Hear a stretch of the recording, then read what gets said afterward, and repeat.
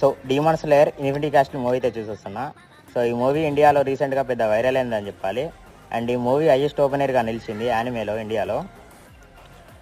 So ఈ movie మనకు అర్థం కావాలంటే దీనికంటే ముందు మన demon slayer season 1 and season 2 అయితే చూడాలి. సో ఈ మూవీలో మన పాజిటివ్స్ గురించి మాట్లాడుకోవాలంటే action scenes. So action scenes అనేవి నెక్స్ట్ లెవెల్లో అయితే ఉంటాయి మనకి మూవీ. యాక్షన్ లవర్స్కి, యానిమే లవర్స్కి మూవీ పెద్ద ఫీస్ట్ అని చెప్పాలి. అండ్ తర్వాత ఎమోషనల్ సీన్స్. సో మూవీకి మేజర్ ప్లేస్ ఇవే.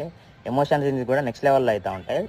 అండ్ మూవీలో మనం నెగిటివ్స్ గురించి మాట్లాడుకోవాలంటే మనకి మూవీ కొంచెం ల్యాగ్ ఫీల్ అయితే ఇస్తుంది. మూవీలో ఒక 30 minutes ల్యాగ్ అయితే ఉంటుంది. సో ఇది ఎండింగ్లో ఉంటుంది కాబట్టి మనకి మేజర్గా ఇది మనకి నచ్చదు. సో మూవీ మనకి ఎక్స్పీరియన్స్ అనేది డిసప్పాయింట్ అయితే చేస్తుంది. అండ్ నా వరకింతే, నాకైతే మూవీ నచ్చింది. Expect that lag scenes. ఇది యానిమే లవర్స్కి నచ్చవచ్చు, కానీ నార్మల్ ఆడియన్స్కి అయితే నచ్చకపోవచ్చు. అండ్ ఈ మూవీకి నేను 4 క్యారెక్టర్స్ అయితే ఇస్తున్నా. మీరు మూవీ చూస్తే ఎలా ఉందో కామెంట్లో చెప్పండి.